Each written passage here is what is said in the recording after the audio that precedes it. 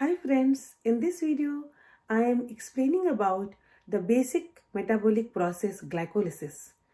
Glycolysis is widely distributed in most of the organism that indicates it is an ancient metabolic process which provides energy in anaerobic condition by the breakdown of glucose. There are number of metabolic fates of glucose, out of which three major fates are: glucose can be stored as glycogen, starch or sucrose. Glucose can be oxidized into ribose 5-phosphate via pentose phosphate pathway for nucleic acid synthesis and NADPH for reductive biosynthesis process. Glucose can be converted into 3-carbon pyruvate through glycolysis to provide ATP and metabolites. Glycolysis is named from Greek word glykos, that means sweet, lysis means splitting. So that means breakdown of glucose is known as glycolysis. It is also known as AMP pathway because of the contribution of three main scientists, Embeden, Merenhoff and Parnas. There are some cells where glycolysis is the only source of energy, like RBC, brain, renal medulla and spleen. Glycolysis takes place in cytosol of the cell and it is an oxygen independent pathway. There are two phases of glycolysis: preparatory phase or investment phase, where ATP is consumed; payoff phase, where ATP is produced. ATP is the energy currency of cell. The transportation of energy in cell takes place in the form of ATP. There are mainly 10 steps, 5 in the preparatory phase and 5 in the payoff phase. So we'll start from the first phase. First phase is the preparatory phase or the investment phase. This phase is known as investment phase because we are going to use the ATP molecule, which is the energy currency. So we are investing the ATP molecule in the preparatory phase, which we will get it in the payoff phase. So the first step, so glucose is converted into glucose 6-phosphate.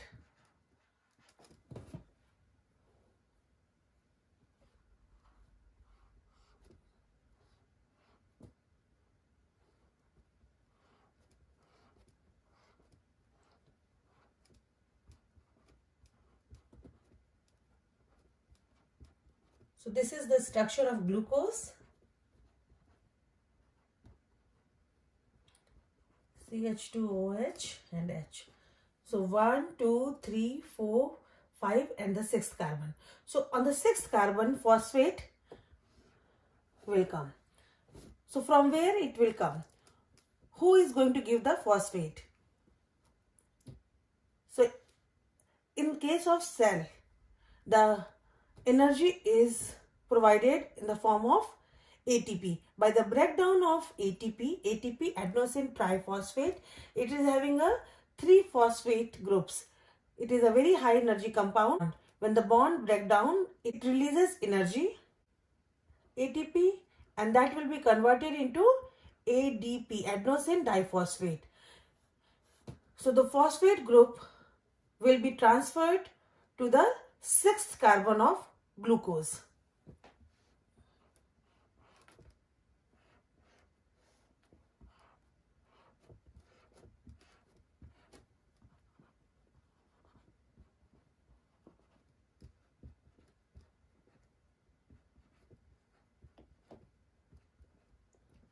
So this is your sixth carbon.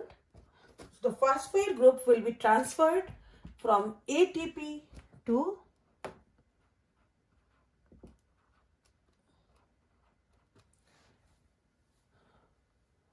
sixth carbon of glucose. Who is going to transfer this? All the metabolic reactions basically catalyzed by the enzymes. So there will be an enzyme who is going to do the phosphorylation. So the name of the enzyme will be hexokinases. Kinases are the group of enzymes which are responsible for transferring the groups. Hexo means 6. So that's why this is the 6 carbon compound. So that's why it is known as hexokinases. So it is glucose 6-phosphate. Hexokinase catalyze mainly the reaction for the glucose, but it also catalyze the reaction from other monosaccharides like mannose and fructose. Glucokinase that is present in liver, it is specific for the hepatocytes only. Glucokinase catalyze the reaction in the liver cells. Magnesium ion is involved in most of the reactions of glycolysis. It helps the substrate to bind to the enzyme. For enzyme, magnesium ATP complex is a true substrate. So the free energy change in this reaction is minus 16.5 kilojoule per mole. And this is a highly negative free energy. And that's why the reaction is irreversible. When the free energy change is positive, then the reaction is reversible. If it is highly negative, then it is irreversible. In this, glucose 6-phosphate is converted into fructose 6-phosphate.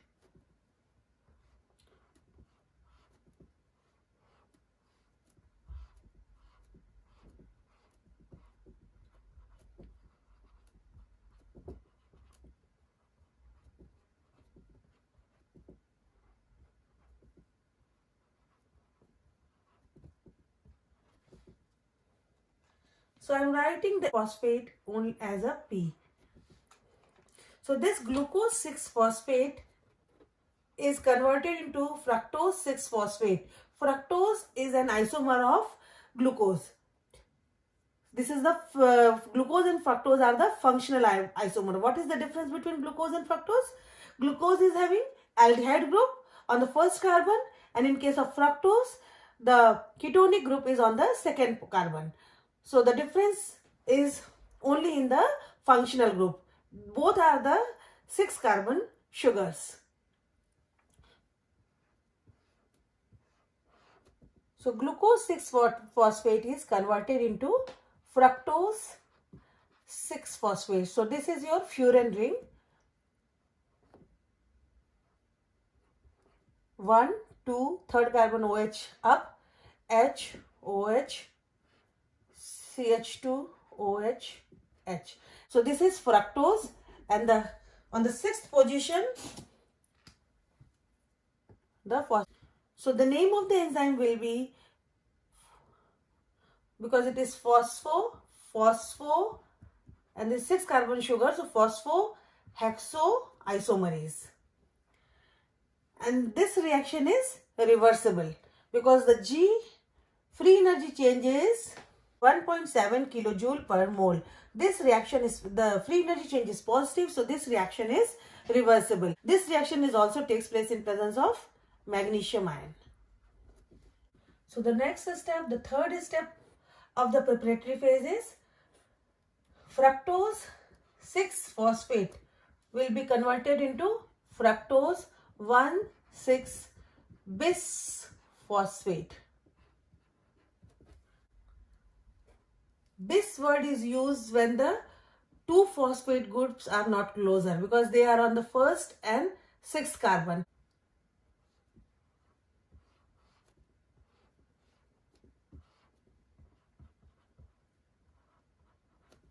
CH2, OH, OH, OH, H, H, OH, and then CH2, O, here will be the phosphate group on the 6th carbon. So this is fructose 6-phosphate that will be converted into fructose 1,6-bisphosphate. That means it needs the phosphate group onto the first carbon.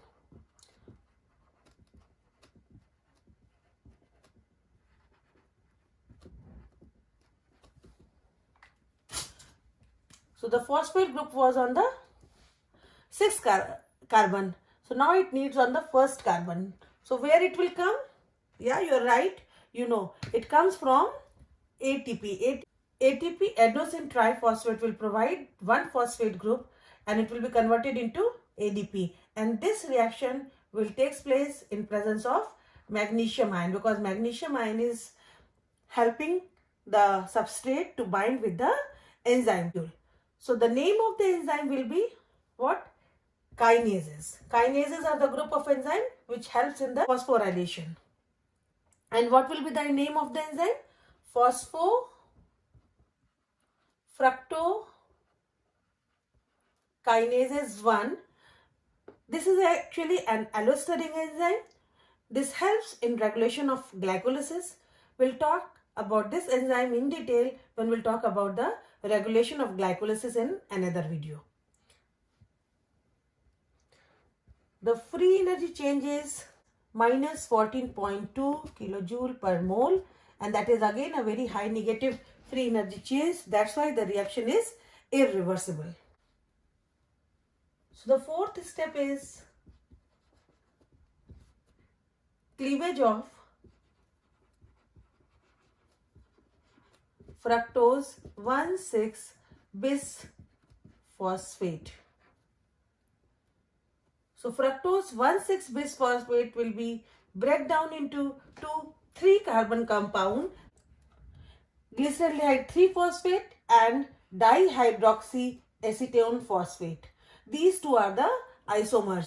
This is fructose 1,6-bisphosphate, and that can be break down into glyceraldehyde 3-phosphate and dihydroxyacetone phosphate. So this carbon-carbon bond will break from here. So this will be converted into dihydroxyacetone phosphate. So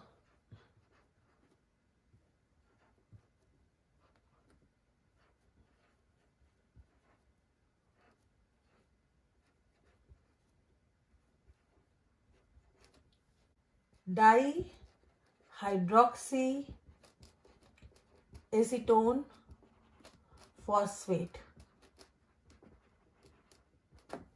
Glyceraldehyde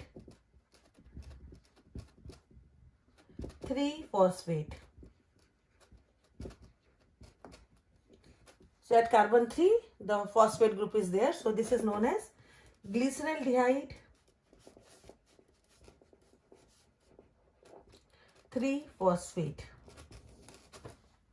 So this reaction is catalyzed by aldolases, enzyme which helps in hydrolysis. The full name of the enzyme will be according to the name of this compound, that fructose 1,6-bisphosphate aldolases. And the delta G, or the free energy change, is plus 23.7 kilojoule per mole. It is very highly positive. That's why this reaction is reversible. Now the next step, and the last step of the preparatory phase, is interconversion of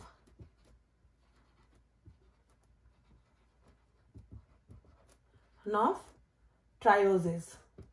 Trioses means 3-carbon sugar.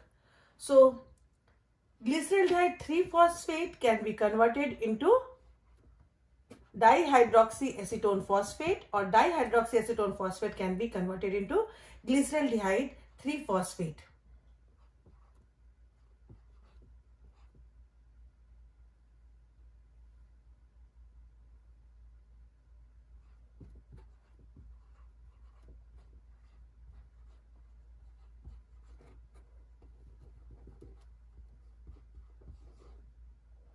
This is glyceraldehyde 3-phosphate.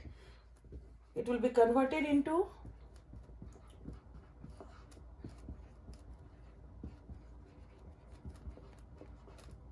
dihydroxyacetone phosphate. These two are the isomer, because in glyceraldehyde 3-phosphate there is aldehyde group on the carbon 1, and in case of dihydroxyacetone phosphate, ketone group is on the carbon number 2. So these are the functional isomer, because there is the only difference into the functional group. Because these are the 3 carbon compound, the full name of the enzyme will be triose phosphate isomerase, because these are the 2 triose phosphates. This reaction is also reversible, because the delta G is equal to 5 kilojoule per mole. So here the end of the preparatory phase. So the end product will be glyceraldehyde 3-phosphate, because we will continue with the glyceraldehyde 3-phosphate into the next phase, that is known as payoff phase. So look, this is the preparatory phase where glucose is converted into glucose 6-phosphate.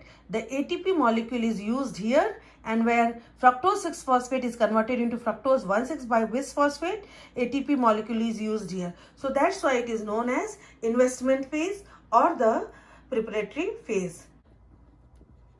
Payoff phase. Payoff phase starts with the glyceraldehyde 3-phosphate. From the 1 molecule of glucose, 2 molecules of glyceraldehyde 3-phosphate will be formed. And then the glyceraldehyde 3-phosphate will be converted into 1,3-bis-phosphoglycerate.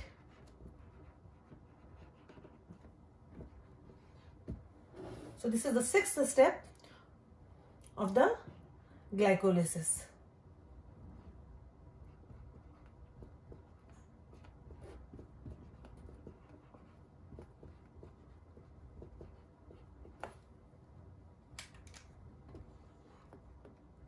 So this is your glyceraldehyde 3-phosphate. It will be converted into 1,3-bis-phosphoglycerate. So that means aldehyde is converted into acid. That means it is an oxidation reaction. A reaction will be catalyzed by the enzyme dehydrogenases.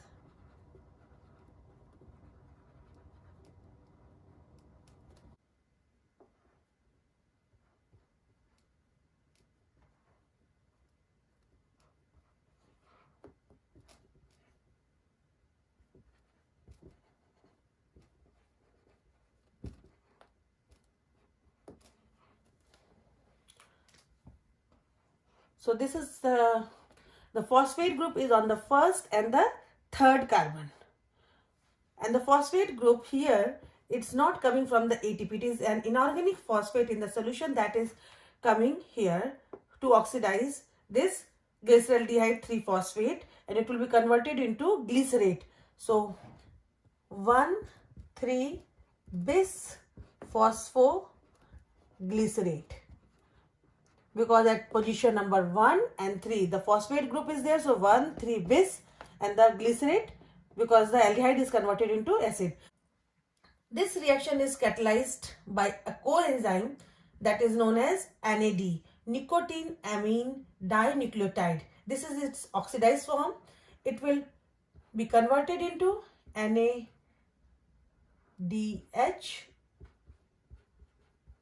H+. Full name of the enzyme will be dehydrogenases. Dehydrogenases are the group of enzymes which are able to pick up the hydrogen. So this enzyme will pick up the hydrogen from glyceraldehyde 3-phosphate. So that's why it is known as glyceraldehyde 3-phosphate dehydrogenase. Glyceraldehyde 3-phosphate dehydrogenase. It picks up the hydrogen group with the help of NAD. NAD is an coenzyme. It is an oxidized form. It picks the hydrogen and converted into NADH and H+. And the delta G or the free energy change is 6.3 kilojoule per mole, and this is positive. So that's why the reaction is reversible. This is the first step of payoff phase where we get the energy. So this is the 1,3-bis phosphoglycerate.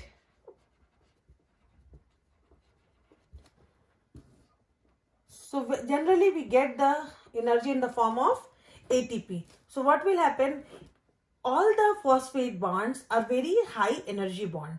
So whenever the phosphate bond will break down, the energy will be released. Some of the energy is conserved in the form of ATP or NADH, and some is released as heat. So this bond will break down, will get, the product will be 3-phosphoglycerate. So the 3-phosphoglycerate means the first phosphate will break down. This bond will break down and it will be converted into 3-phosphoglycerate. So this is your glycerate acid group, then HOH CH2OP. This is the third carbon having the phosphate group. So 3-phosphoglycerate. So this phosphate group will be released from here. And who is going to pick up this? That's ADP, adenosine diphosphate. So this will pick up the phosphate group and convert it into ATP. And this reaction is again catalyzed in presence of magnesium ion. What will be the name of the enzyme? Because this is the phosphorylation reaction, transfer of phosphate group. So the name of the enzyme should be kinases. This enzyme, where it is transferring the phosphate? From bis phosphoglycerate to ADP. So the name of the enzyme will be phosphoglycerate kinase. And the delta G is minus 18.5 kilojoule per mole. Ideally, this reaction should be irreversible, but this reaction is reversible because energy is producing, and in the cell there is some different criteria. This is the only exception. This reaction is not irreversible. This is reversible reaction because this phosphate bond is break down and in releasing lot of energy. Some energy will be released and some energy will be conserved in the form of ATP. Even this is negative free energy chain, but this reaction is exceptional and this is reversible reaction. So the next step is 3-phosphoglycerate is converted into 2-phosphoglycerate. 3-phosphoglycerate.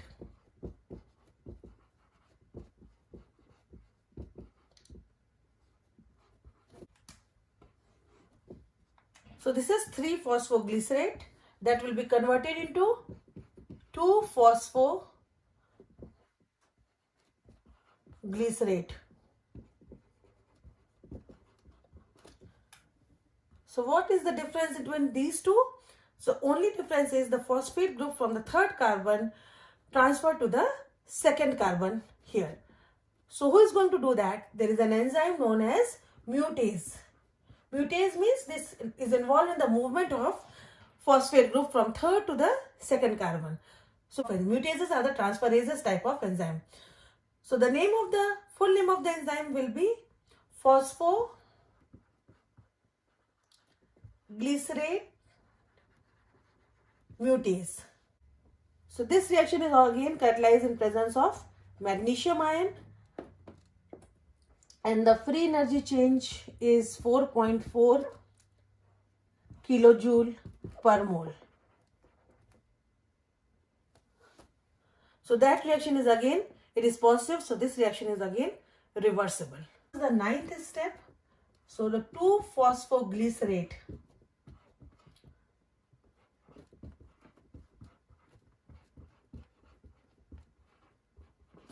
So this is your 2-phosphoglycerate. 2-phosphoglycerate acidic group is and this is converted into phosphoenol pyruvate. In this reaction, the water molecule will be come out to form the phosphoenol pyruvate.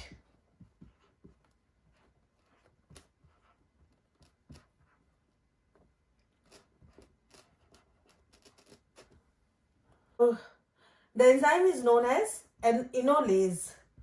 Enolase are the enzyme which helps in hydrolysis. Free energy change is 7.5 kilojoule per mole, and this is positive, so this reaction will be reversible. We are coming to the 10th or the last step of the glycolysis. So this is your phosphoenol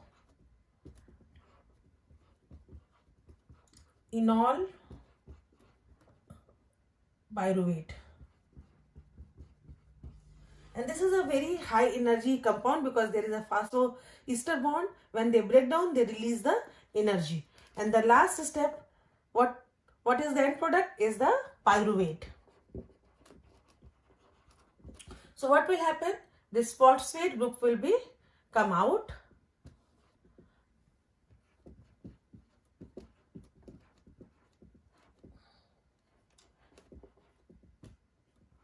so this bond will shift here and the H will come here, and this is the pyruvate, and this phosphate group is picked up by ADP, adenosine diphosphate, will be converted into ATP in presence of magnesium ion, because this is magnesium. ATP is the true substrate for the enzyme. So the phosphate group is transferring from phosphoenol pyruvate to ADP. So the name of the enzyme should be kinases, and it will be according to this name. The product form pyruvate kinases, and this also require potassium plus ion. So the free energy change is minus 31.4 kilojoule per mole. This is very highly negative free energy change, so that's why the reaction is irreversible. The total free energy is released is approximately minus 61.9 kilojoule per mole, so half of which, approximately 31.4, is released, and 30.5 minus 30.5 kilojoule per mole is conserved in the form of ATP. So this is the payoff phase. Why this is known as payoff phase? Because we get ATP molecules. So we get ATP here, 2 ATP. Why 2 ATP? Because there are the 2 molecules of glyceraldehyde 3-phosphate, because from one glucose molecule we get 2 molecules of glyceraldehyde 3-phosphate, and this glyceraldehyde 3-phosphate, when converted into 1,3-bisphosphoglycerate, the 2 molecule of 1,3-bisphosphoglycerates are formed, and this 2 molecule is converted into 3-phosphoglycerate. So we'll get 2 ATP molecule here, and we'll get 2 ATP molecule here when phosphoenol pyruvate is converted into pyruvate. So total we get 4 ATP molecule in payoff phase. We used 2 ATP molecule in investment phase. So we invested 2 ATP molecule and get 4 ATP molecules. So the net gain is 4 minus 2 is equal to 2. So this is the overall reaction of glycolysis. Glucose molecule used 2 ATP molecule, we used 2 NAD plus molecule, and 4 ADP molecules and 4 inorganic phosphates are used during this reaction. And we get 2 pyruvate, 2 ADP, 2 NADH, 2 H plus, 4 ATP and 2 water molecule. There is two kinds of reaction takes place during the glycolysis. The exergonic reaction. Exergonic means the energy is released. Glucose react with 2 nicotine amine dinucleotide molecule, that is an coenzyme, and it will be converted into 2 pyruvate and the reduced form of nicotine amine dinucleotide is NADH. And the free energy change is minus 146 kilojoule per mole.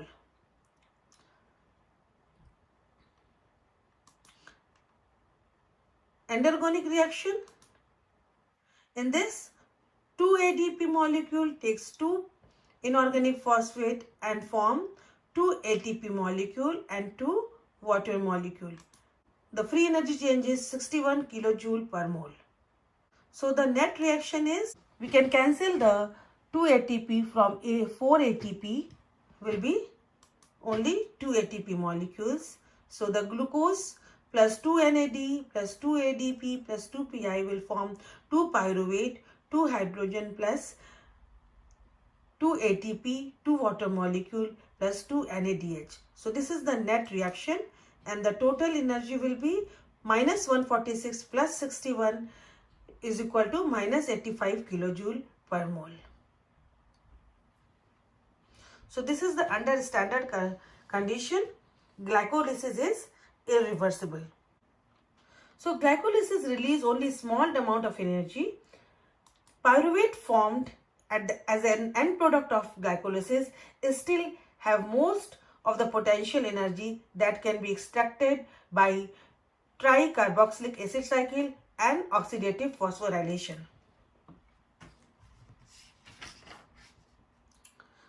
So now the pyruvate is formed. What will happen to the pyruvate?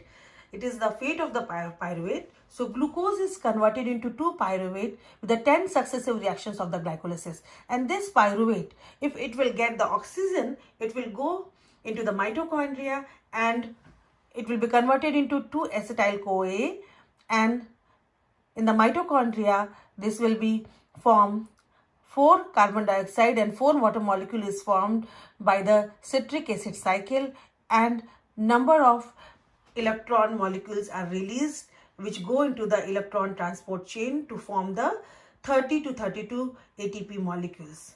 If the oxygen is not present, the reaction takes place in the aerobic condition. It takes place in most of the cells.